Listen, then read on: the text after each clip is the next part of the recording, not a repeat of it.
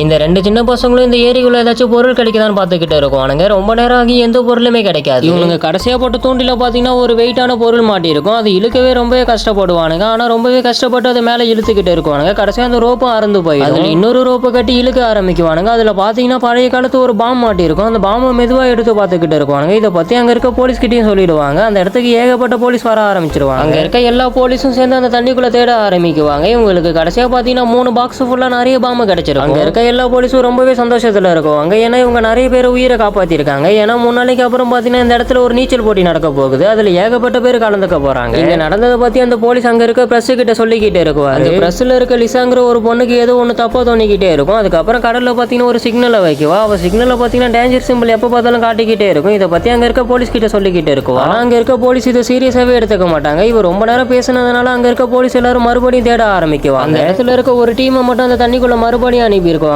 அவங்க எல்லாரும் தண்ணிக்குள்ள போயிட்டு ரொம்ப நேரமா தேடிக்கிட்டே இருக்குவாங்க. அப்பதான் தண்ணிக்குள்ள ஒரு விஷயத்தை பார்த்து ரொம்பவே ஷாக் ஆயிருக்குவாங்க.